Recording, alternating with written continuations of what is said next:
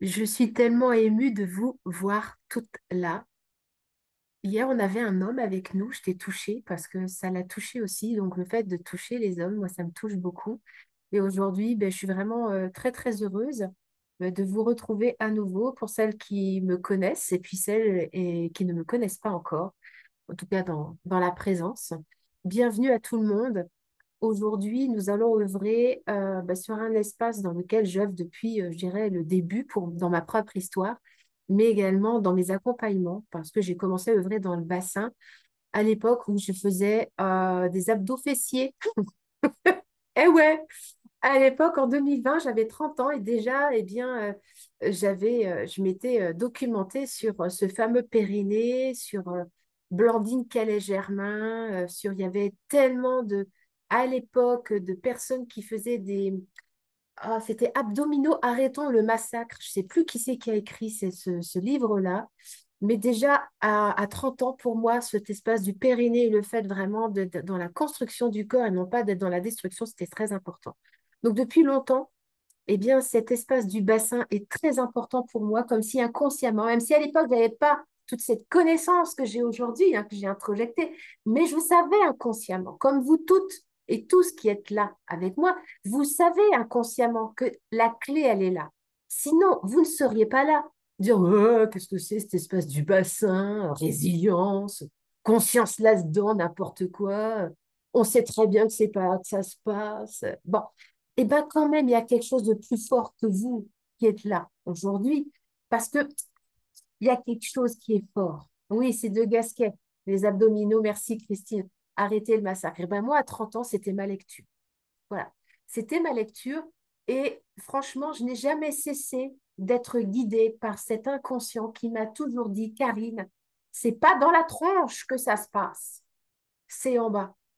Et si vous êtes là, c'est pas un hasard, c'est que peut-être ensemble, aujourd'hui, dans l'instant, ou peut-être en rediffusion, on a besoin de remettre de l'amour, du vivant, de la conscience, là où ça a été oublié depuis des générations, voire même des millénaires.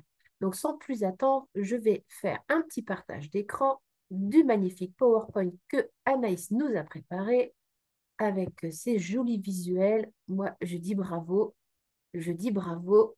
Oh, on applaudit toutes et tous ma belle Anaïs, qui est vraiment une perle pour moi. Alors, où est-ce que je peux maintenant faire mon truc? Hop là. On va faire comme ça. Alors, aujourd'hui, nous sommes sur la journée numéro 2 des feux de joie. Ce que nous allons voir ensemble.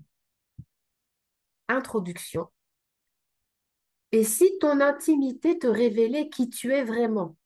Waouh, avec ça, franchement, je le répète, ce live va vous être retransmis et vous aurez également en PowerPoint ce dossier que Anaïs vous transmet par mail. D'accord?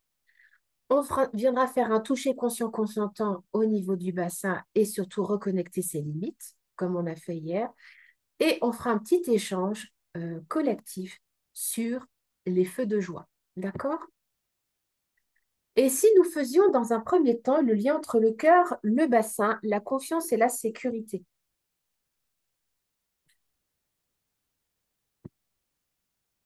Parce que pour pouvoir vibrer et vivre durablement l'amour, l'idée, c'est de faire descendre sa conscience d'amour dans le bassin.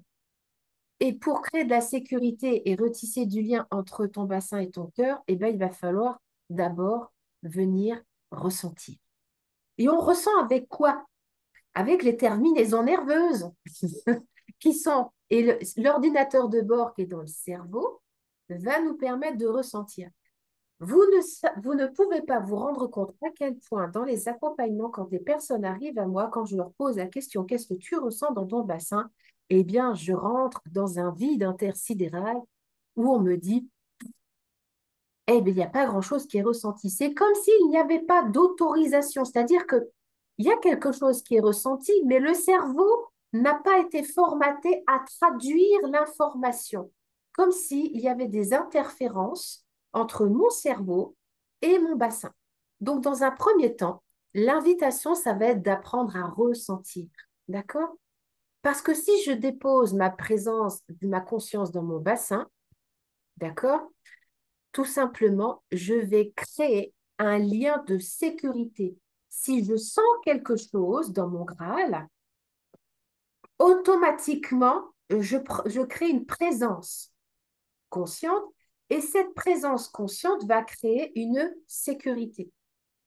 En suivant, cette sécurité va créer un lien amoureux. En fait, cette conscience que j'ai en bas va pouvoir remonter, donner l'information donc aux viscères, les organes vitaux qui sont juste au-dessus. Nous sommes en sécurité.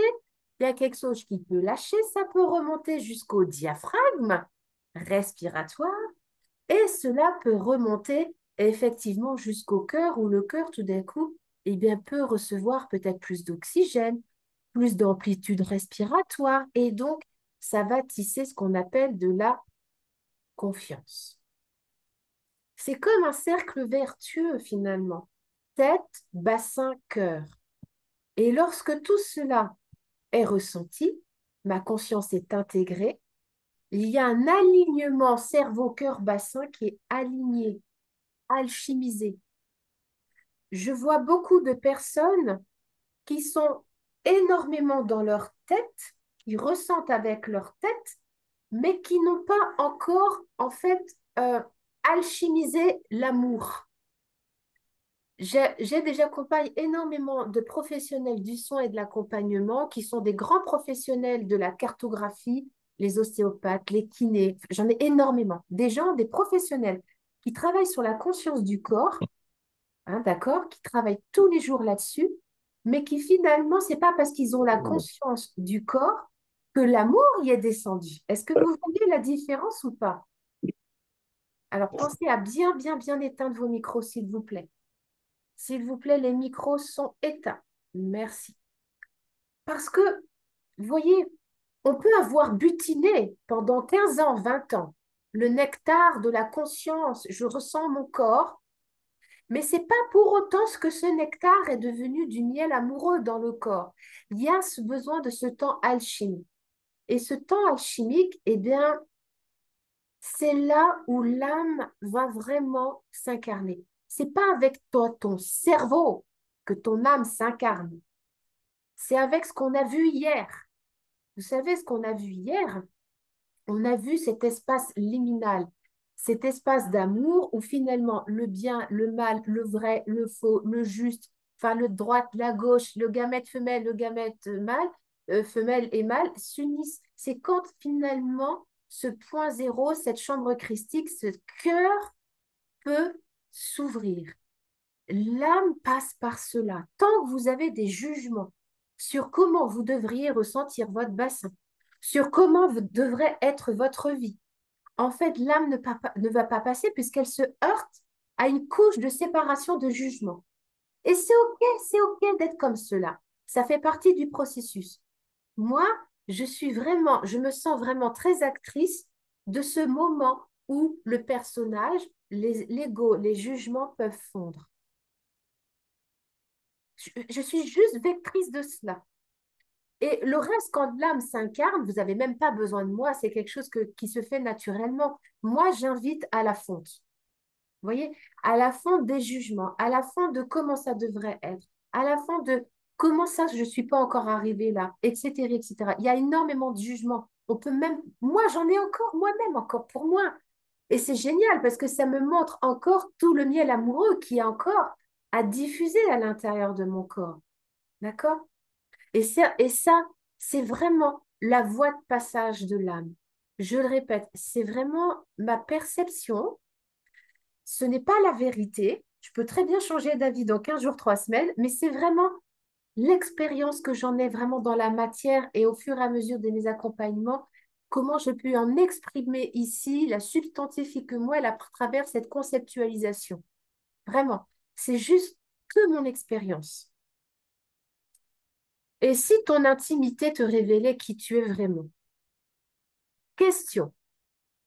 Déjà, pour toutes celles et ceux qui sont là, en live ou en replay, Est-ce que tu connais réellement ton anatomie dans ton bassin? Alors, pour celles qui sont en processus avec moi et qui suivent de mes vidéos depuis 2 ans, 3 ans, 4 ans, voire même 5 ans, il y a des femmes qui me suivent et des hommes qui me suivent pendant 5 ans avant d'arriver en processus avec moi. Et ces 5 années, eh bien, c'est nécessaire pour faire mûrir le fruit, se préparer à la rencontre amoureuse. Mais est-ce que tu connais vraiment ton anatomie? Et qu'est-ce que tu ressens dedans? Qu'est-ce que tu ressens finalement dans les os? Qu'est-ce que tu ressens dans le contenant, dans le contenu? Qu'est-ce qui est ressenti? Est-ce que tu sais ce que c'est que d'être en amour dans ton bassin? Est-ce que tu peux dire aujourd'hui, moi je peux dire aujourd'hui, qu'il y a des espaces de moi qui sont profondément en amour et il y a des espaces de moi qui ne le sont pas encore et qui n'attendent que cela. Et c'est parfait. Et c'est parfait. Et la vie se charge, en fait, de m'emmener des situations qui vont me permettre de révéler ce qui n'est pas encore aimé profondément. Est-ce que tu sais à quoi sert ton bassin? À quoi ça sert? Tout ça, en fait, ces questions-là, si tu arrives à y répondre, c'est que tu es déjà quand même un petit peu avancé. C'est que déjà, tu as œuvré sur toi, tu es dans cette conscience vivante depuis un certain temps et que tu es prête à pouvoir y déposer autre chose que ces questions. Parce que toutes ces questions, forcément, amènent des réponses. D'accord? Et l'idée, c'est que l'âme, comment dire, n'est ni cette question, ni cette réponse. C'est au-delà de cela. Mais déjà, c'est hyper important de faire un peu comme un état des lieux, de là où j'en suis. Et toutes ces questions te permettent de te situer. Alors, n'hésitez pas à me le dire dans le chat ou en commentaire comment vous ressentez tout ça. Est-ce que vous connaissez votre anatomie? Comment est-ce que tu ressens ton bassin? Dites-moi en commentaire ou en chat comment c'est pour vous. Prenez le temps peut-être de faire, si vous reprenez un replay, de faire une pause là-dessus et de répondre très honnêtement, avec intégrité, avec authenticité, là où vous en êtes, avec vous-même, avec cette part-là de notre humanité qui est si tabou encore dans notre conscient et dans notre inconscient collectif. Je viendrai regarder vos réponses, hein. Le bassin. Ah, c'est un émonctoire. Est-ce que ça vous parle, le fait d'être un émonctoire? Déjà, moi, ce mot, quand je l'ai découvert, je ne comprenais même pas ce que ça voulait dire. Quand même, éducatrice sportive des métiers de la forme pendant je ne sais pas combien d'années, je l'ai découvert peut-être quand j'ai commencé à écrire mon livre en 2017. Un émonctoire, ça veut dire quoi? C'est un émonctoire. Ça veut dire que ça libère des liquides. Donc, on a plein de systèmes émonctoires. Et les plus gros, les plus puissants, alors il y a la peau, évidemment, qui libère de la sueur, il y a les glandes lacrymales, il y a l'urine, il y a les excréments, il y a le sang, il y a le transsudat vaginal. Est-ce que tu savais que tu as un transsudat vaginal? Est-ce que tu savais que ta cyprine est un émonctoire? Ta glaire cervicale? Quels sont les émonctoires qui sont à l'œuvre en toi en ce moment? Comment tu ressens ta vessie en ce moment? Comment tu ressens ton ampoule rectale? Tout ça, ce sont des émonctoires. Tout ça nous indique de comment je suis en conscience dans mon corps, dans ma capacité à me laisser traverser par la vie. Et donc, d'une façon un petit peu plus archaïque, lâcher prise. Vous savez, lâcher prise. Ce truc-là dont on a parlé déjà hier, d'accord? C'est un espace, ton bassin, qui soutient tes organes vitaux. Waouh! Ta vessie, tout ton utérus, que tu sois une femme ou que tu sois un homme, ta prostate, euh, donc ton rectum, ton gros intestin, ton intestin grêle, tous les organes, les viscères au-dessus sont soutenus par ce bassin-là. C'est une coupe, c'est un Graal. Et ce périnée qui tapisse en fait ce Graal, hein, ce contenant, vient soutenir un contenu et que si ce contenant est conscient et vivant, eh bien forcément, il va y avoir une vitalité, une correspondance de cette vitalité à mes organes vitaux. Ils vont se sentir beaucoup plus en sécurité, qui vont être beaucoup plus euh, en respiration, parce que lorsque je suis dans mon périnée, que je sens qu'il y a quelque chose qui respire, ça vient avec mes deux diaphragmes. Il y a le diaphragme périnéal en bas, qui est en correspondance avec le périnée, avec le diaphragme respiratoire. Entre les deux, il y a les organes vitaux. Si je suis en lien avec ce qui est en bas, je suis forcément en lien avec ce qui est en haut. Les deux sont intimement reliés. Et ce qui est en haut est là aussi, hein. OK? Et donc, l'idée, ça va être ça. Si je crée de la confiance en bas, je vais pouvoir faire remonter ici toutes les pressions, en fait, qui sont des organes vitaux qui vont sur le bassin, sur le périnée. Il y a quelque chose de vivant qui peut faire remonter ici. D'accord? Donc, il y a une respiration. Et ces organes vitaux, en fait, il y a une activation. Une activation du mouvement. Le mouvement, c'est la vie. Le mouvement, c'est la circulation sanguine. Et le mouvement, ça va être comment aussi, grâce à cela, les émotions que je vais ressentir dans ma vie, dans mon corps, eh bien, vont pouvoir trouver une voie d'expression, non pas être cristallisées dans mon ventre. D'accord? On dit que dans le ventre, on a toutes nos peurs, toutes nos émotions. On dit que c'est le deuxième cerveau, voire même le premier. Donc, si je suis consciente et vivante dans mon bassin, que j'arrive à faire cette circulation consciente et vivante entre mon périnée ici et mon diaphragme respiratoire, je vais pouvoir me laisser traverser par la vie, sentir une sécurité. Je vous parle de sécurité. La sécurité, elle passe par le bassin. Le nerf vague prend appui dans le bassin, passe le long de la colonne vertébrale, d'accord? Passe par le cou, la mâchoire, les cordes vocales et vient dans le cerveau. On est bien d'accord. Le nerf vague, il fait cela.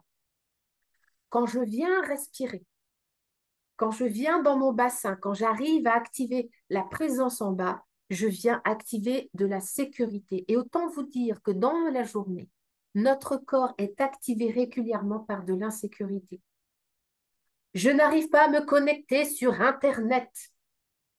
Insécurité, automatiquement, il y a des choses qui se figent. J'apprends à détecter en conscience vivante, eh bien que oui, mon corps tout d'un coup se sent figé ou au contraire s'énerve, ça attaque, se met en colère et tout. Qu'est-ce que je fais? Je viens me connecter, ma respiration, je viens mettre de la sécurité dans un espace insécure. Je viens respirer avec, mais pas que respirer juste là comme ça va être, je vais respirer peut-être une main sur la poitrine, une main ici en bas sur mon bassin pour sentir peut-être cette correspondance ou pas entre cette respiration en haut et cette respiration en bas. La respiration ventrale permet ici d'apaiser ce nerf vague. Et en plus de venir ressentir, par exemple, la respiration, ça c'est le niveau supérieur, hein, d'accord? Attention, s'il vous plaît, au micro. Si vous venez respirer en mettant un doigt sur votre noyau fibreux, là, on est encore ailleurs. Si je respire en venant juste placer la concentration sur mon noyau fibreux, peut-être en venant juste mettre un point d'appui dessus, eh bien, cela va complètement activer en fait eh bien, ma respiration en bas et apaiser mon nerf vague qui est responsable de ma sensation de la sécurité. En fait, au lieu d'être en dorsale, en insécurité, on vient mettre du ventral et surtout ici du périnée dans une sensation d'insécurité. Ce qu'il faut savoir aussi dans le bassin, c'est que au niveau énergétique, dans la tradition taoïste ou chez les hindous, ils renferment les deux chakras. Deux premiers chakras, Muladhara, et puis le deuxième, j'oublie toujours son nom, peu importe, on s'en fiche. L'idée, ça va être vraiment de savoir que ça va être vraiment des centres énergétiques très, très puissants. Il y a des méridiens qui passent par notre périnée et par ce bassin. D'accord? On va voir tous les méridiens de la rate, de la vessie, des reins, tout ça, ça passe par le bassin. Et puis, et donc forcément, en énergétique, c'est hyper important de venir comprendre ce qui s'y joue là-dedans. D'accord? Donc forcément, il y a une symbolique très puissante. Et puis, il y a aussi, ce qui n'est pas noté ici, que j'aurais pu demander à Anaïs de remettre, il y a ce fameux psoas iliaque. En plus du périnée, vous avez ce psoas. Qui connaît son psoas? Mettez-moi en commentaire, hein. C'est ce qui est dit sur le psoas iliaque, ce qui est dit dans l'écriture, dans la littérature, et ce qui peut être dit également. Et quand on va voir la symbolique du psoas, c'est très intéressant, c'est vraiment le muscle de l'âme. En fait, il fait la jonction entre ton bassin, je veux dire tes fémurs, et ta colonne vertébrale. C'est lui qui fait vraiment le lien entre du mouvement de ton bassin, flexion de hanche, extension de hanche. D'accord? Et franchement, ce psoas, il est très profond. C'est très difficile d'aller le contacter. Il est très profond, presque. Et c'est ça, à la limite, c'est de par sa profondeur et sa difficulté finalement à aller le toucher, eh bien, ça, c'est en traduction de la profondeur de notre âme. C'est comme une voie de passage. Ce psoas, cette conscience du psoas, c'est une voie de passage. Et dans le Move Love que je propose, on vient œuvrer dans ce psoas iliaque. On vient voir, mettre de la conscience vivante dans ce psoas, dans ce périnée, dans ce bassin, dans ce sacrum, dans ce contenant, dans ce contenu. D'accord? Sans forceps, sans forcer, sans aller étirer de force, sans aller faire quelque chose pour vouloir, juste accueillir. Le bassin, c'est le centre du mouvement et de l'ancrage. Prenez bien conscience de ces mots-là. Ancrage et mouvement. Si vous marchez, c'est grâce à la conscience que vous avez dans votre bassin. Qui d'entre vous marche en conscience dans son périnée, dans son psoas, dans ses fessiers? Qui, quand elle marche, arrive à sentir les mouvements de son périnée, les mouvements de son psoas, les mouvements de ses fessiers? Dans Move Love, c'est ce que l'on fait. Plus on va avoir une conscience accrue, non pas de changement, mais d'accueil, donc en passant par la chambre christique, plus on va pouvoir vibrer amoureusement là-dedans. Et c'est ça le miracle. C'est vibrer l'amour là où ça n'a pas encore été autorisé.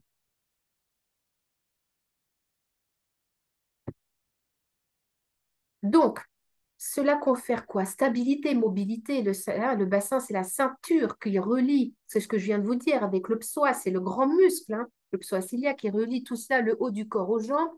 Énergétiquement, c'est ce que je vous ai dit, hein, hop, on avance. C'est le pouvoir, la confiance. Si tu es debout dans tes jambes, si ton bassin est conscient et vivant, ça t'active quoi? De la stabilité, ça c'est sûr, mais le pouvoir de la confiance dans mes appuis. Je peux avancer. Vous vous rendez compte, moi, euh, j'ai été en force toute ma vie. Moi, dans ma vie, j'ai été en force. Moi, système de survivance, moi, Karine Morer, ça n'a pas été de me figer. Alors si, j'ai des zones de figement ou des zones où je suis restée un petit peu comme en fuite, un peu coincée dans l'astral, hein, vous voyez, dans des noms. Mais il y a eu d'autres parts de moi, il y avait tellement des parts de moi qui disaient non, que mes parts de moi qui disaient oui, elles y allaient en force. Il faut y aller tellement il y a des parts de moi qui disent non que je suis obligée d'y aller en force. Et j'ai tellement été en force dans ma vie, j'ai quand même une prothèse à la hanche droite. Tellement ça a été usé. Vous voyez la symbolique que je porte en moi. J'ai été jusqu'à l'usure de cette jointure, jusqu'à l'extrême. J'ai été musée, j'ai été me décalcifier dans la profondeur pour y aller au forceps. Donc je sais ce que c'est que d'y aller au forceps. Je l'ai incarné dans ma vie. C'est pour ça qu'aujourd'hui, je sais comment on peut y aller autrement. Je ne pourrais pas vous accompagner dans cette douceur si moi-même, je n'avais pas été dans l'extrême inverse. Vous comprenez ou pas ce que je veux dire? On ne peut pas prétendre amener sur des chemins si on n'a pas goûté des extrêmes. C'est pas possible. La voie du milieu, c'est quand on a été bordé la droite et la gauche. Donc moi, je sais vraiment ce que c'est que d'aller dans l'extrême au forceps. Donc je sais le repérer chez vous, puisque je l'ai reconnu chez moi. Beaucoup d'amour pour moi, hein, pour avoir été dans ces oui au forceps. Hein. Si je travaille sur le consentement aujourd'hui, parce que j'ai été une grande spécialiste du non-consentement, avec moi-même et avec les autres, en toute humilité. Mais ça demande un amour infini de soi, de reconnaître à quel point nous avons été dans des espaces de non-consentement. Les femmes et les hommes qui viennent en processus avec moi, ils tombent de sidération en sidération de se rendre compte, punaise, pour dire juste ce mot-là, à quel point je ne me suis pas respectée. C'est waouh, c'est impressionnant. On chute, hein, il y a une chute, hein, vraiment, c'est une chute. Vous voyez, l'ego, il chute. Donc ça demande de l'amour et ça demande un parachute amoureux. Et c'est ça que je propose, un parachute amoureux. Le bassin est donc un réservoir émotionnel, vous l'avez compris. D'accord? Un chaudron, un récipient. Et forcément, si tu as activé tes émonctoires en conscience, ton anus est conscient et vivant, ton vagin est conscient et vivant, ton méa urétral est conscient et vivant, ta prostate est vivante, tes testicules sont vivantes, ta vessie est vivante, ton gros intestin est vivant, tout cela, s'il y a de la vivance, s'il y a du sacré, s'il y a la reliance à tout ça, s'il y a vraiment eu cet accueil de toutes ces mémoires, ces traumas qui sont peut-être encore engrammés là-dedans, forcément, le sacré s'incarne et la sécurité suit et la confiance. Et donc, l'émotionnel, tu ne te fais pas embarquer par l'émotionnel pour tourner en rond dedans, en fait. Il y a quelque chose qui peut se laisser traverser beaucoup plus facilement. Les tensions physiques de la région pelvienne sont souvent dues à des émotions non exprimées. La peur, la culpabilité, le manque de sécurité. Moi, c'est ce que j'aide et j'accompagne tout le temps, tout le temps, tout le temps. Vous voyez, juste avant d'être en live avec vous, j'étais en train d'écrire sur la puissance du non, de la résilience du non, N-O-N. Comment, quand les gens viennent en processus et qu'ils osent libérer en présentiel leur nom, N-O-N, comment un espace qui était absent, dans lequel finalement il y avait comme c'est comme si c'était un nom muet qui s'était incarné dans le corps, c'est-à-dire qu'il n'y a personne, il y a un vide, il y a quelque chose qui ne peut même pas dire ça. Donc, il y a un vide dans le bassin. Il y a quelque chose qui n'existe pas. Et donc, il y a une absence de sensation, parce qu'il n'y a personne pour dire, exprimer ce nom. Et forcément, ça se traduit comment? Dans la gorge. Une tension, il y a quelque chose qui ne peut pas être dit, c'est quelque chose qui est contracté. Regardez dans la journée ou quand vous êtes à l'œuvre, combien de fois quand vous êtes dans votre corps, vous sentez une tension dans votre gorge, soyez très honnête. Qui ressent quelquefois, quand elle est en processus, des tensions dans sa gorge? Moi, c'est récurrent, tout le temps. Parce que, en fait, c'est comme si on contacte une tension, un espace qui n'a pas pu libérer son nom, donc qui a retenu parce il y avait un enjeu presque, comment dire, vital. Si je libère mon verbe, je meurs. Donc je tiens, je retiens mon verbe, je retiens le nom. Je ne le dis pas parce qu'il y a un pronostic vital engagé qui est engrammé dans mon système nerveux. Donc je déconnecte de mon bassin, comme ça, s'il n'y a personne pour dire, au moins il n'y aura pas d'enjeu. Il n'y aura pas d'enjeu. Vous voyez, il n'y aura pas d'enjeu. Je ne sera pas en danger. Donc quand on vient ancrer la puissance de son nom dans son bassin, quand on vient dire je dis non dans son bassin, eh bien non seulement on met une présence, il y a quelque chose qui peut commencer à mettre des portes et des limites dans son bassin, dans son bassin, c'est-à-dire je peux commencer à incarner mon bassin avec je suis, mais en plus on libère le verbe. Il y a quelque chose qui se libère. Ah, il y a vraiment quelque chose qui... Ah, et là, il y a le nerf vague également. Le nerf vague, il passe par les cordes vocales. Et quand on fait des sons, voilà, quand on vient vraiment activer la voix, d'accord? Eh bien, ça fait du bien. Ça active, ça vient apaiser finalement. Le verbe qui dit non, quand on vient dire non et quand on vient mettre de la sécurité dans le système nerveux, ça se traduit, il faut s'entraîner, hein, c'est un muscle, hein. Je peux dire non en toute confiance et en sécurité, je ne suis pas en danger. Pour nous, pour certaines d'entre nous, et beaucoup les femmes, on a engrammé le non comme étant un danger vital. On doit être disponible, on doit se suradapter, on doit sacrifier nos oui. Il y a quelque chose de l'injonction éducationnelle, relationnelle, de l'enjeu vital. C'est très profondément ancré en nous. Et l'idée, ça va être de retrouver cette souveraineté du non, mais ça doit pouvoir s'exprimer.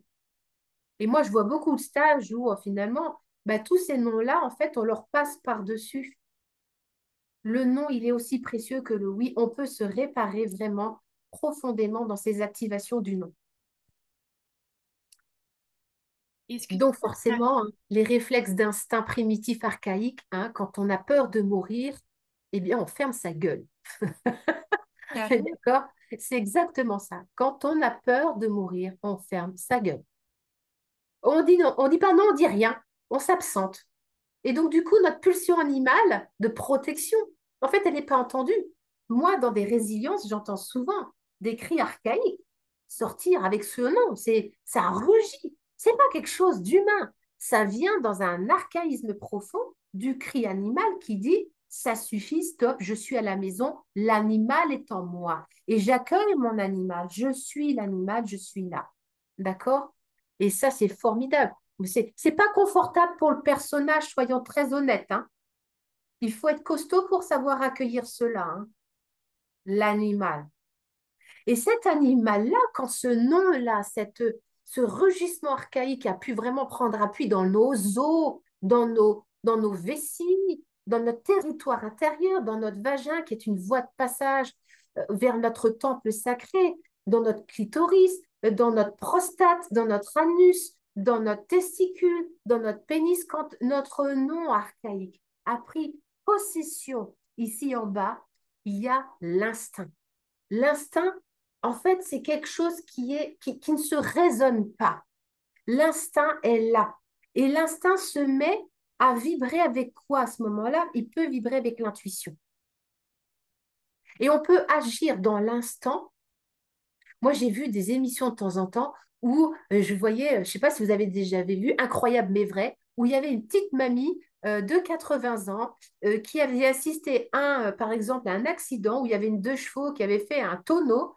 Et puis, cette petite mamie de 80 ans a été sortie de sa voiture pour soulever la deux chevaux qui était devant elle, pour libérer la personne. Elle a dit, elle n'avait pas réfléchi. C'était un instinct, il y a un instinct qui est là et qui mobilise de l'adrénaline à ce moment-là pour passer à l'action. Mais dans un état de survivance réel, c'est-à-dire que là, il y avait vraiment un danger de mort. Sauf que pour nous, en fait, notre instinct a été mis, si vous voulez, en sourdine, c'est-à-dire qu'on a appris à ne pas protéger pour survivre.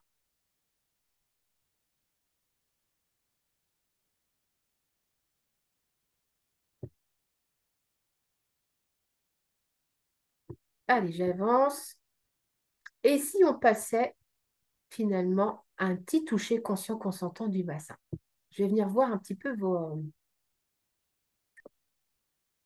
Alors, tout est dans la tête. J'ai cru penser pendant très longtemps. La descente depuis 5 ans est douloureuse, angoissante, vertigineuse. Merci pour ce partage.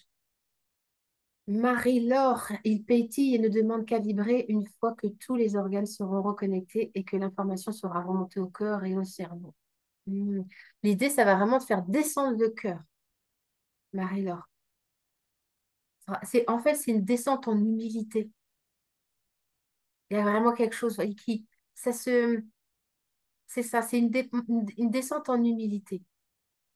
Sandra, oui, je connais mon bassin, je suis en chemin depuis un moment à cet endroit-là. Ok. Alors, à quel endroit encore tu ne le connais pas ou tu ne le reconnais pas? Je suis descendue dans mon bassin en décembre dernier, j'ai découvert mon anatomie. À ce moment-là, j'ai commencé alors à ressentir, je continue. Waouh, super. Et qu'est-ce qui a été découvert là alors? Moi, ça m'intéresse. Jessica, je ne sais pas si c'est moi, mais je suis toujours sur la première diapo. OK. Moi, le psoas, muscle de l'âme, siège des émotions. Très bien. Christine, tu dis, j'adore de plus en plus marcher en conscience de mon bassin, surtout quand je marche l'hiver sur un sol glacé. Je peux devenir conscient de mon périnée, de plus en plus au repos en mouvement.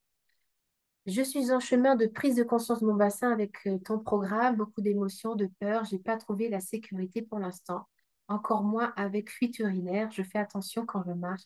Je pense à mon bassin, mais ne le sens pas.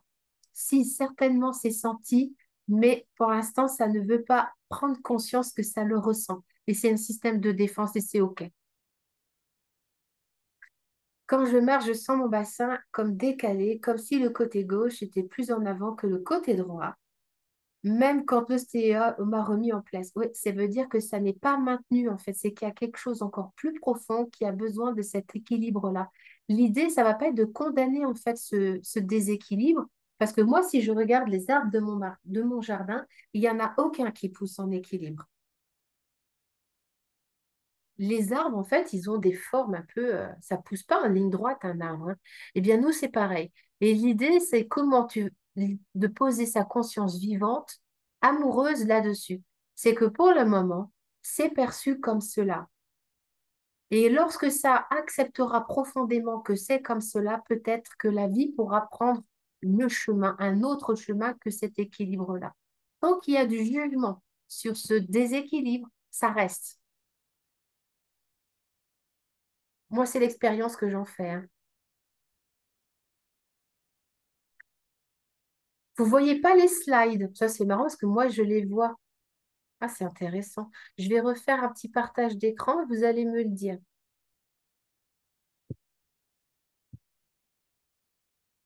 Est-ce que là, c'est vu? Est-ce que vous voyez le numéro 3? Ouais, bon. Ben, écoutez, c'est pas bien grave que vous n'ayez pas vu. Ce qui est important, c'est comment vous vous sentez. Alors, comment vous vous sentez? Là, partagez-moi en commentaire à ce niveau-là de l'atelier et de la conférence, comment vous vous sentez? Comment ce que je raconte, ça résonne pour vous ou pas dans l'instant? Comment c'est ressenti dans votre bassin, tiens? Est-ce qu'il y a une partie de votre bassin qui est plus ressentie? Est-ce que c'est plus la structure ou est-ce que c'est plus le contenant de la structure? Est-ce que c'est plus l'os? Alors, avant de poser les mains, on va juste se mettre déjà sur le contenant. On est bien d'accord que le contenant, c'est la structure osseuse, à savoir l'os pubien, les crêtes coccyx sacrum. Ah, voilà, on peut déjà venir se mettre là-dedans sans toucher. Et est-ce que je sens ma structure osseuse? Oui ou non? Il n'y a pas de notion de bien ou de mal. J'ai le droit d'être complètement sidérée là-dedans, hein. J'ai le droit de ne pas savoir ressentir.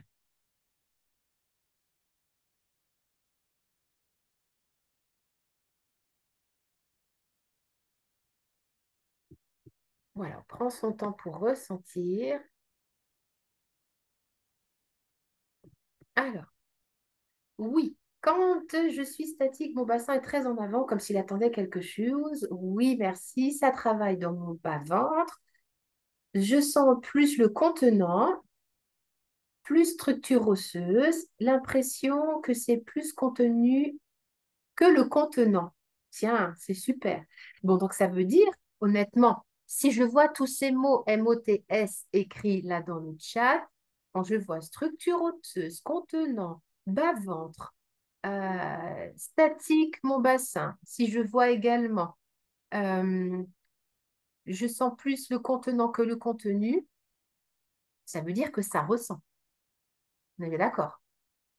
C'est-à-dire qu'il y a quelque chose de mon cerveau qui peut traduire une sensation. Youpi, réjouissons-nous. OK. Alors, l'idée, ça va être vraiment de se mettre dans le contenant. dans la sensation. Est-ce que je ressens plus le devant ou plus le derrière? Plus la droite ou plus la gauche? Et il n'y a pas de notion ici de bien ou de mal, de plus ou de moins. Là, l'idée, ça ne va pas être de condamner que je sente plus la droite ou que je sente plus la gauche. Ça va être juste de nommer. Le fait de nommer, c'est donc, en fait, l'exercice, là, la proposition, c'est de poser sa conscience vivante d'accueil de la sensation. Ne serait-ce que de faire ça, bah, ça veut dire qu'on pose son cerveau ailleurs que dans les ménages. Réfléchir, tiens, j'ai pas fait ma machine à laver, tiens, je vais pas acheter ma lessive pour les lessives des gamins, qu'est-ce que je vais faire à manger tout à l'heure? Bon, l'idée, c'est ça, c'est quand je pose ma conscience sur mon bassin, déjà, j'arrête de tricoter avec mon mental. Je sens plus l'arrière, plus la droite. Très bien, ça accueille la sensation. Donc déjà, on n'a pas posé les mains, d'accord? Et la deuxième, maintenant, étape, ça va être quoi? Ça va être, par exemple, de venir déposer juste les mains à droite et juste les mains à gauche à la taille, juste sur les crêtes iliaques, d'accord?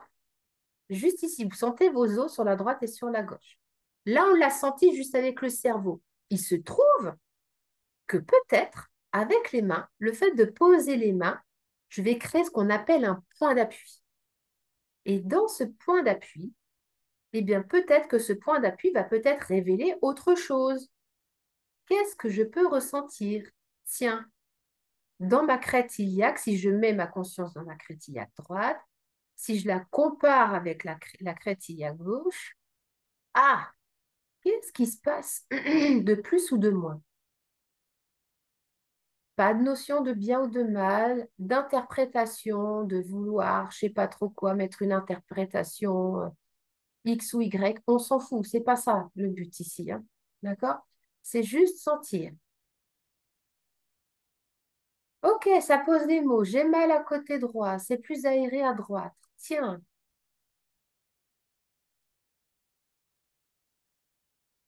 quoi d'autre?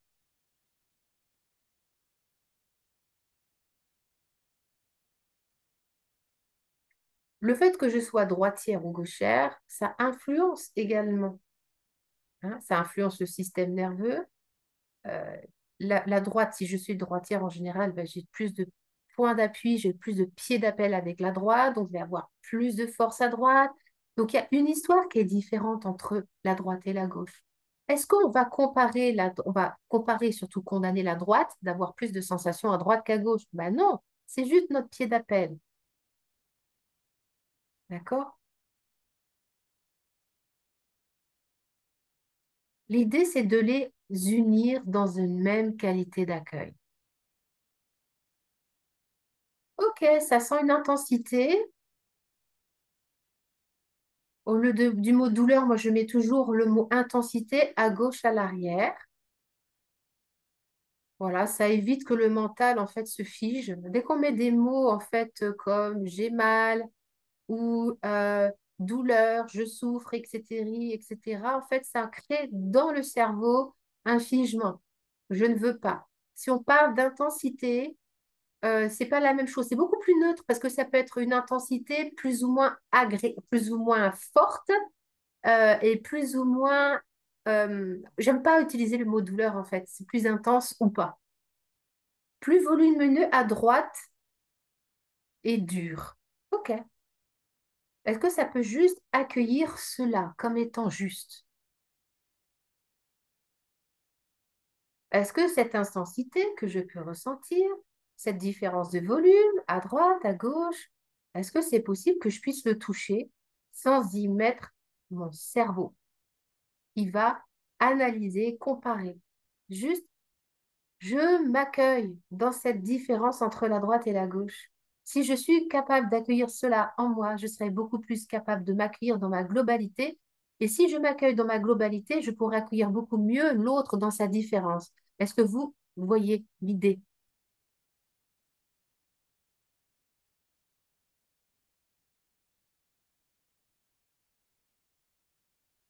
Cette droite, cette gauche communiquent.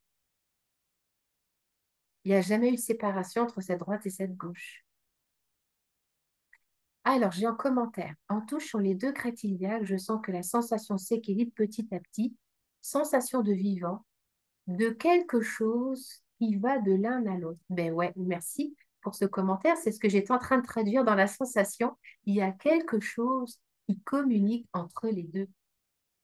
Lorsque j'abdique dans ma comparaison, qui est le premier élan du personnage, soyons très honnêtes, en suivant, ça peut fondre à la comparaison et se mettre dans un état d'accueil et surtout de communication entre les deux. Peut-être que je peux sentir une communication entre cette droite et cette gauche en passant par mon centre. Et cette crête iliaque à droite et cette crête iliaque à gauche, elles passent par un centre. Ha, ha, ha. Et ce centre, il est où? Il est où ce centre? Ressentez ce centre.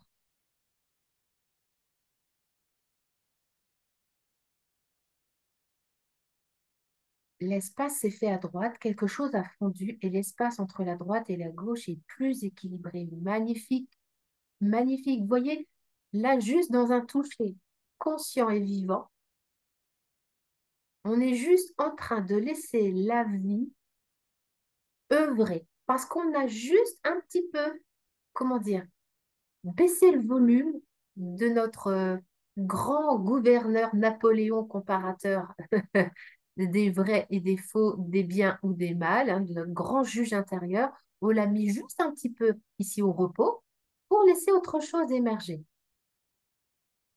Et cette autre chose, vous voyez, c'est vos deux mains là. Les deux mains sont en prolongation avec quoi? Avec le poignet, avec le coude et avec les épaules. Et les épaules sont accrochées où? Hein? C'est accroché près du cœur, près du grille costal, là où ça respire. Et puis finalement, si on va même en énergétique chinoise, il y a maître cœur, il y a le méridien cœur qui passe par les bras, il me semble. Et puis il y a le poumon aussi. Mon Dieu, quand je relie ici mes mains à mes hanches, je crée un pont amoureux. Je peux nourrir d'amour mes deux hanches. Juste ici, en laissant l'énergie libre d'être, sans point de vue, sans jugement, je laisse mes points d'appui des mains opérer ici, dans l'amour. Hmm, ça respire bien dans le sacrum. Tiens, tiens, c'est en train même de se diffuser dans le sacrum. Pourtant, on n'est même pas encore en train de mettre nos points d'appui de main dessus, on est bien d'accord. Tiens, c'est marrant, comme si finalement on pouvait sentir que ce point d'appui au niveau de nos mains, amoureuses, qui viennent accueillir, qui viennent englober, viennent créer tout simplement une diffusion amoureuse vers le sacrum. Le sacrum qui est vraiment l'os en triangle qui est à l'arrière de notre bassin. Voilà, ça se laisse juste accueillir. Vous voyez, c'est pas compliqué, le toucher conscient, consentant. Il n'y a rien à faire. Mais c'est ça qui est le plus compliqué pour le mental, parce que lui, il veut tout traduire, tout comprendre, tout analyser, tout classifier, c'est parfait. C'est OK, on se met juste temporairement dans un autre espace. Et ça laisse mes mains ici comme un peu être un relais amoureux. Cela, mes mains sont comme un point d'appui amoureux. Ça se laisse nourrir. Ça se laisse contenir. Je peux me contenir. Je peux me soutenir. Je peux rappeler à mon contenant qu'il existe. Le point d'appui de mes mains vient révéler l'existence de mon contenu. Je me contiens. Je peux m'auto-contenir avec un contenant vivant. Parce que si mon contenant est vivant, mon contenu va pouvoir lâcher. Je répète, si mon contenant est vivant et conscient, si je sens une solidité, si je sens mon âme, l'amour intégré, mon contenant, le contenu à l'intérieur, tout ce qui croit devoir être figé va pouvoir lâcher, se détendre. Un périnée peut se contracter, peut s'étirer et peut se détendre. Et pour se détendre, un périnée a besoin de sentir que les os sur lesquels il prend appui est conscient et vivant et sécure.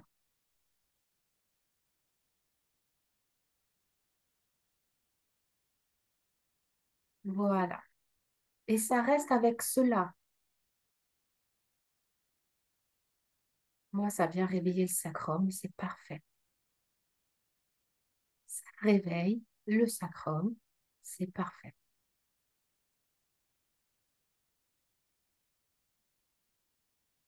Peut-être même que pour certaines ou certains, ça peut peut-être même se diffuser, hein. Moi, ça se diffuse dans les fémurs chez moi, hein, dans l'os des fémurs, même dans le, je dirais même que je sens le tissu conjonctif qui entoure les fémurs. Dans le périos, ça se diffuse dans le périos, ça vient même plus. Moi, je rentre en processus assez facilement, donc je vois vraiment au niveau de, je dirais même mon genou gauche, au niveau de mon croisé. Les croisés, ça vient même dans les ligaments du croisé à gauche.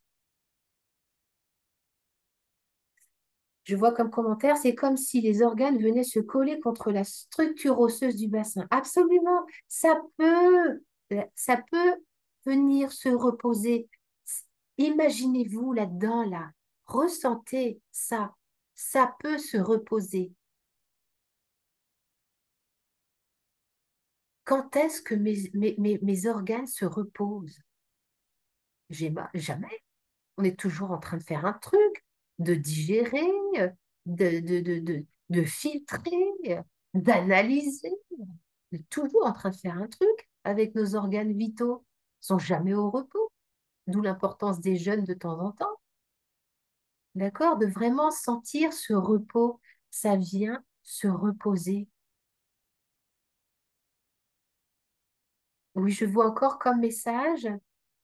Oui, ça diffuse dans les ischions et les cuisses. Tiens, tiens, tiens. Mais alors, du coup, ça fait quoi? Ça fait quoi de sentir? Moi, vous voyez, quand je me sens comme ça, quand je sens comment ma vitalité est présente, en fait, ça me met en joie. Moi, personnellement, sentir ma matière, je me dis, waouh, mais c'est tellement vivant, en fait, dedans. Merci la vie de sentir cette vitalité se diffuser dans l'os, dans la circulation sanguine. Quelle chance en fait. Moi, chez moi, ça fait, non mais quelle chance j'ai d'habiter un corps aussi vivant. Ça fait une chaleur douce dans le bassin. Waouh! Mais émotionnellement, qu'est-ce que ça fait? Essayez de traduire en mots. Quelquefois, on n'a pas de mots. Parce que bah, ce que l'on goûte, comme hier, ça a été goûté par quelqu'un qui a ressenti une très vive intensité dans sa vulve, qui n'a pas pu poser les mots de compréhension dans l'instant ce qui se passait, bah, quelquefois ça peut juste rien dire. Et ce rien dire est tout aussi important que ça peut dire un truc.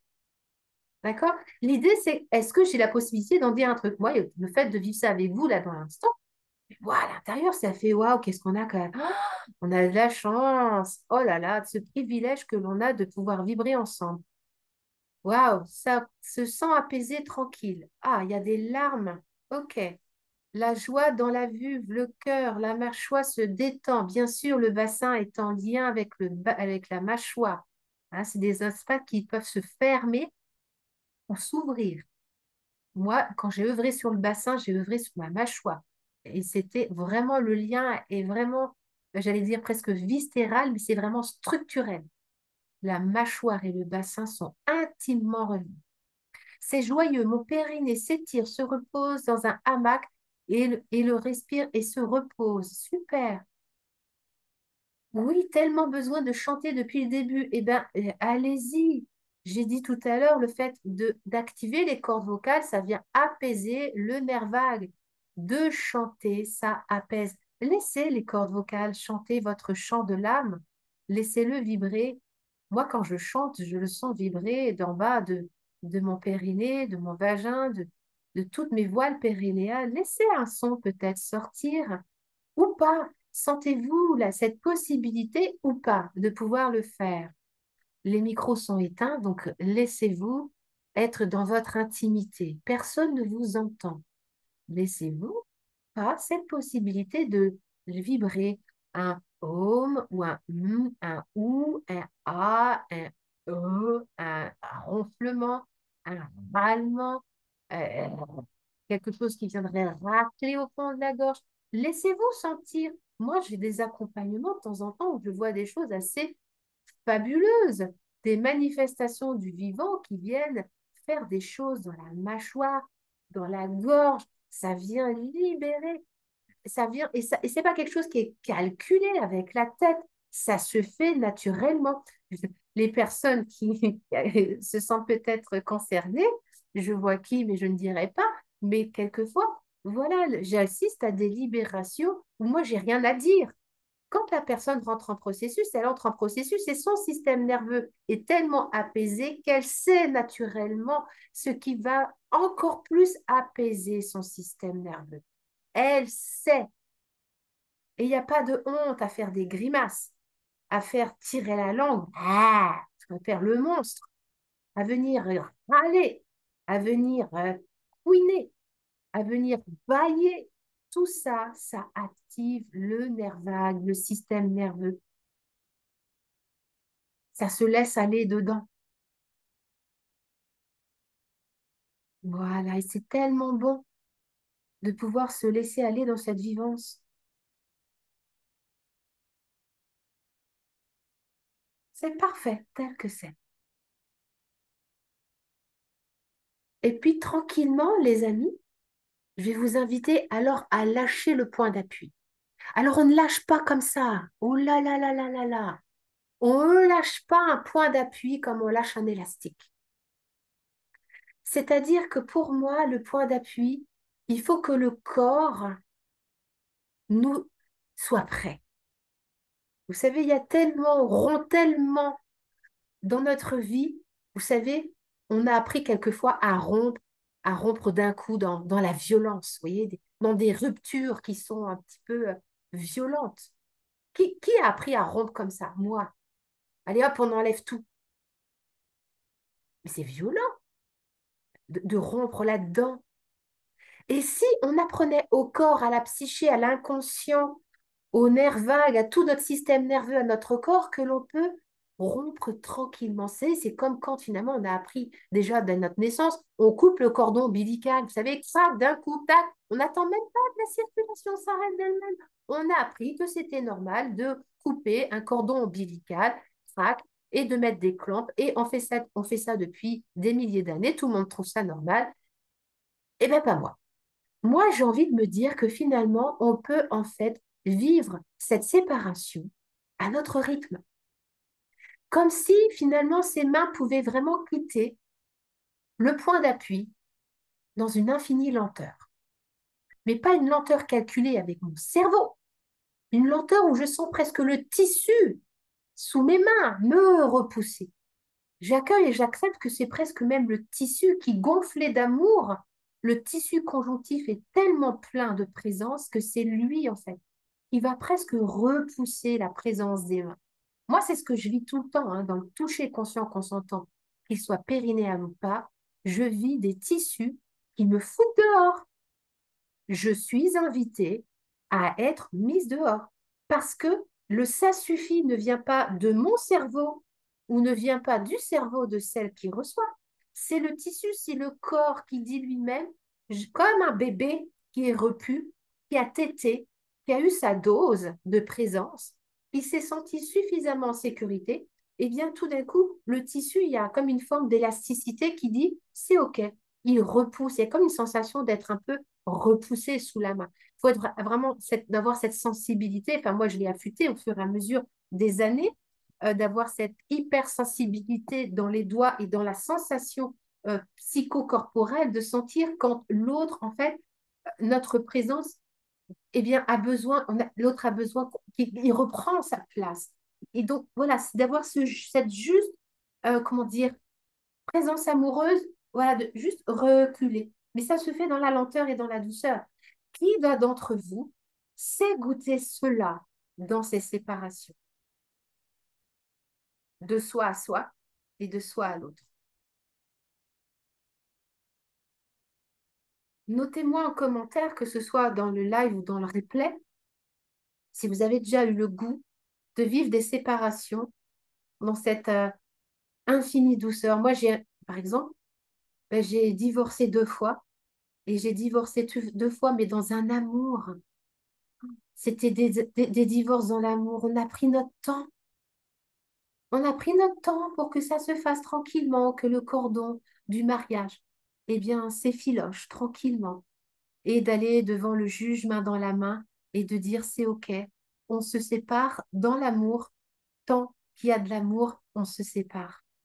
Moi, j'ai eu cette chance de vivre ça 2 fois et j'ai eu d'autres séparations qui ont été un peu plus compliquées, mais je sais ce que c'est que de vivre des séparations amoureuses dans l'écologie. Comment aussi on fait pour se séparer d'un ancien système de soi? Par exemple, euh, l'addiction au vide et à la victime. Ah, j'ai pas assez. Ah, nanana. Ça, c'est un système récurrent hein, de défense que l'on a en soi, toutes et tous, mais c'est comment on apprend finalement à se séparer de lui dans de l'amour et pas dans la condamnation. Ah, j'ai plus besoin de toi, casse-toi, terminé. Ben non, c'est pas comme ça que ça se passe. En général, la victime en soi, elle va avoir encore besoin de revenir avec son petit nez et de se dire, je suis encore avide, j'ai besoin de toi. Ben, c'est comment on active en fait juste une présence consciente et vivante, à la fois d'être conscient de ça et être à la fois capable de pouvoir vivre cette victime-là sans être complètement intriqué dedans. Alors, j'ai pris conscience depuis quelques années de l'importance de la transition du sort, que ce soit de me séparer d'un vêtement ou de changer de lieu d'habitation. Absolument. Moi, j'ai pris conscience de cela. Aussi dans les travaux. Les travaux chez moi, je suis en plein travaux chez moi, mais ça prend un temps fou. Comme si mon écologie interne avait besoin de ce temps amoureux-là. Et l'idée, c'est d'apprendre à y aller vraiment dans cette présence-là et pas dans cette condamnation. Ah, ça, je vais pas assez vite. Mais merde, il y en a marre, en fait, de devoir aller vite, de répondre à des dictats extérieurs sur un rythme qui devrait être comme ceci ou comme cela. D'accord? Merci pour vos partages. Je vais vous repartager, hop, mon petit PowerPoint. Qu'est-ce qui était prévu après? Hop, alors,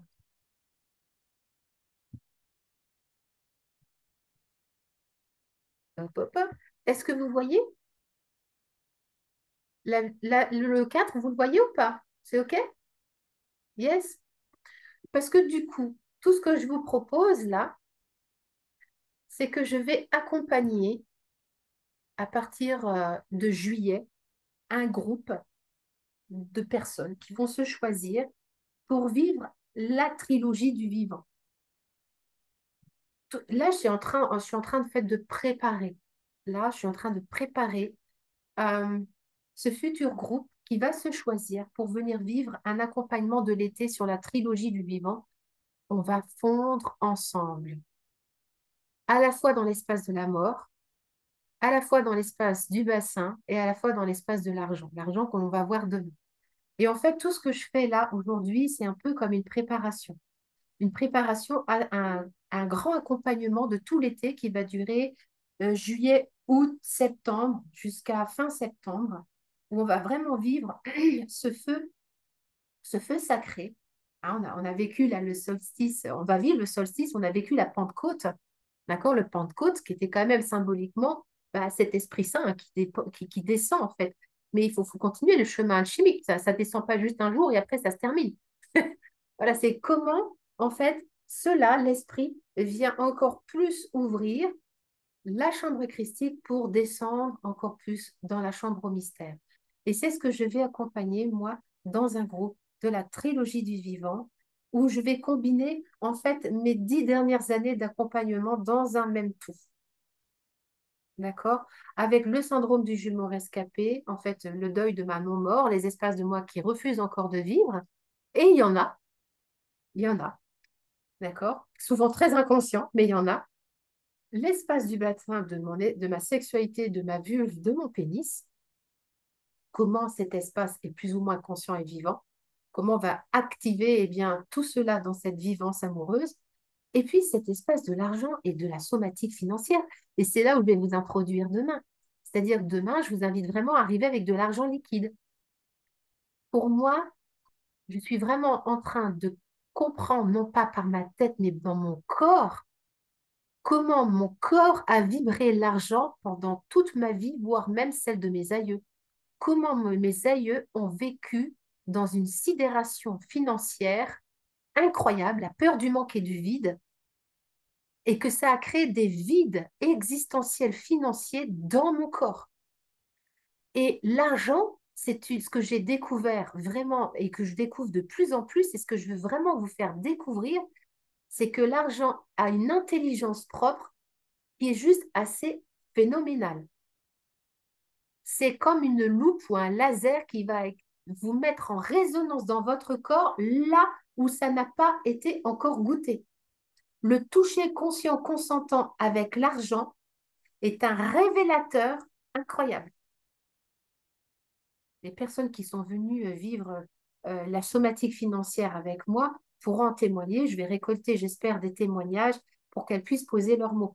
Enfin, en fait, moi, je suis hallucinée. Vous savez, jusque-là, je voyais beaucoup de gens travailler avec les cristaux ou des pendules ou des plantes ou finalement, comme si finalement, voilà, il y a des outils pour œuvrer sur le corps, on est bien d'accord, ou des aiguilles d'acupuncture. On est d'accord, il existe des outils. Mais est-ce que vous avez déjà découvert que l'argent est un outil aussi? Est-ce que vous l'avez dans votre corps, cela? Si vous ne l'avez pas vécu, vous ne pouvez pas savoir. Moi, j'ai vécu euh, dans le champ vibratoire de personnes avec qui j'ai fait des échanges, donc avec de l'argent. J'avais donc des billets dans l'argent. Les billets étaient attirés exactement là où il fallait. C'était un truc de fou. Les billets étaient attirés là où il y avait besoin. Et la personne qui était dessous, elle sentait tout. Ah, ça travaille dans mon foie. C'est là. Et en fait, le billet m'invitait comme s'il fallait presque nettoyer, en fait, une frustration financière qui était là, engrammée depuis des générations. Et c'est l'argent qui a démêlé. Et je sentais sous les doigts comme si, en fait, l'argent était comme, c'était comme si je sentais la tension sous l'argent. L'argent était comme un révélateur, un peu comme un pendule. Vous voyez ce que je veux dire? Un pendule va traduire. Mais là, on sentait vraiment, on sent le truc dans l'argent qui vient résonner, en fait, dans notre main. Non, mais c'est un truc de dingue. Non, mais personne ne vous a jamais dit que l'argent était un révélateur thérapeutique de vos figements financiers. On vous a dit que l'argent, c'est que votre cerveau ne savait pas le gérer, le tic-tac, le machin, bidule, mais que l'argent pouvait être aussi un média transformateur directement dans votre corps. Qui vous l'a, qui vous l'a dit? Que c'est un outil. Et imaginez pour votre corps ce que ça peut créer, pour votre système nerveux, quand l'argent devient un outil et non plus un but. Allô? J'ai vos antennes ou pas là? Il y a du monde? C'est OK? Quand l'argent devient un outil, un canal entre moi et l'autre, entre moi et moi, quand je viens me faire un toucher conscient consentant directement avec l'argent, c'est juste un canal, l'argent. Un canal de ressenti, un canal humain. Et du coup, c'est plus un but, on remet juste dans la psyché l'argent à sa place. Imaginez ce que ça peut créer dans votre réalité corporelle, financière, dans vos liquides interstitiels, quand tout d'un coup, l'argent n'est plus dans cette même place.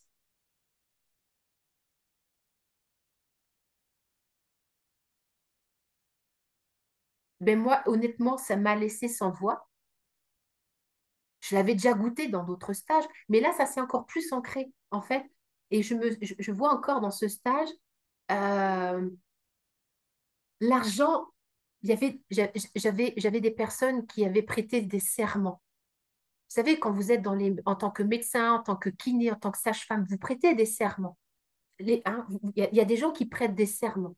J'ai vu l'argent aller directement là où les serments étaient les plus encrassés, engrammés dans la matière osseuse. Là où l'argent, quand tu as prêté des serments, l'argent ne peut pas circuler librement parce qu'il y a les serments qui sont engrammés dans la matière. Vous me suivez ou pas? Mais ça, vous pouvez le savoir intellectuellement. Mais quand l'argent va directement là où il y a les serments, et que tout d'un coup, ça se révèle, et que le serment, finalement, il y a un nettoyage qui se fait grâce à l'argent, l'argent devient un outil de libération et non plus un but. Je veux gagner plus pour tata. Vous voyez, c'est je suis argent, l'argent est au service. L'argent est au service. Donc, c'est-à-dire que l'argent est dans mon corps. Si mon corps résonne avec l'argent, je suis énergie d'argent. Je suis outil, tout comme l'argent est outil. Donc, c'est plus une énergie extérieure à moi. Elle est là. Et c'est toute la différence, en fait, de vibrer cela et de comprendre dans vos sensations, pas dans votre tête, je ne vous parle pas à votre cerveau, là. Je parle vraiment à vos sensations. Et moi, je vous invite vraiment à être là demain pour cela. Donc, demain, vous ayez de l'argent liquide avec vous, voire même presque un screen de votre compte en banque. Un screen d'écran. On fait des lectures de compte en banque également. C'est extraordinaire. Extraordinaire. D'accord? La somatique financière est d'une puissance incroyable. Je suis tombée vraiment dans une passion amoureuse de cette technique qui vient. Non, mais franchement, je vous le dis, je suis dans une passion amoureuse qui vient vraiment révéler. C'est un révélateur de vraiment en humilité de là où on aime notre eau, la mémoire de notre. Bah, Marie-Laure me partageait tout à l'heure dans ses vocaux, je me permets à Marie-Laure de partager à quel point, juste une seconde, j'ai ma fille qui m'appelle.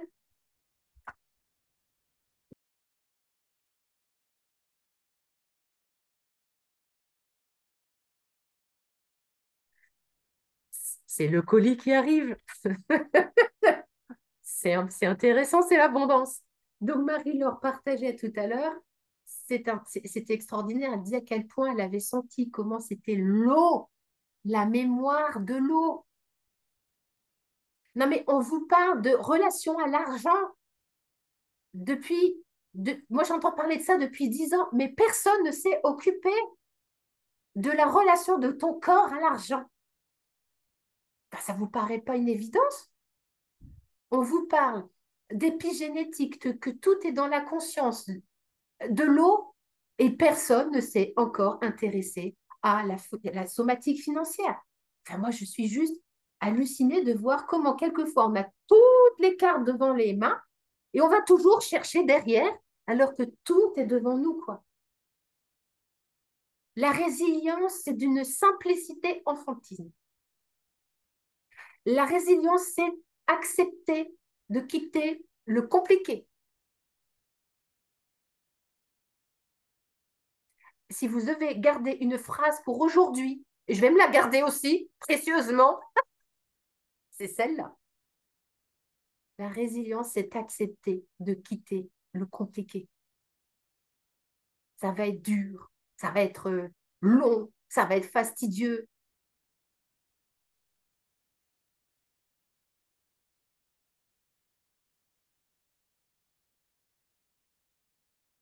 Qui sera là demain avec nous? Yeah. OK. Eh bien, je nous dis donc rendez-vous demain pour la somatique financière. Est-ce que vous sentez ma joie de vous faciliter cette classe à la fois d'aujourd'hui et de demain? À quel point, mais je suis tellement excitée, vous ne pouvez même pas vous imaginer, parce qu'en fait, j'ai l'impression que c'est comme si, vous savez, c'est comme quand on est une maman et qu'on offre des cadeaux à ses enfants. C'est pas tant le cadeau qui nous fait plaisir, c'est de voir comment la joie des gens ou des enfants qui vont recevoir leurs cadeaux. En fait, c'est ça, moi, qui me fait kiffer. C'est de vous voir, de vous accueillir dans la joie quand vous découvrez ce truc-là. C'est, ah, oui, vive ça aussi. Oui, ben eux aussi, ça y est, ils le goûtent. Du coup, je me sens moins seule. Ça y est, on va pouvoir partager notre joie. Vous voyez, moi, si je fais mon métier, c'est juste pour ça. C'est parce que quand vous ouvrez vos cadeaux, eh ben, il se libère un truc qui est hyper contagieux, l'ocytocine, l'endorphine, tout le machin. Et oui, j'assume. Je suis une putain d'addict à tout ça. Parce que oui, je crois que notre âme a besoin de ça, que ce sont ces hormones qui sont vraiment les médias de cette incarnation, et que plus on va cultiver ça, en accueillant aussi l'adrénaline et tout ce qui est aussi le cortisol et les hormones du stress, en accueillant cela, c'est pas en les évitant, mais on les accueille, mais vraiment en mettant là vraiment cette conscience de la joie. Donc je vous dis à demain pour plus de joie, d'amour et de liberté. Ciao, ciao.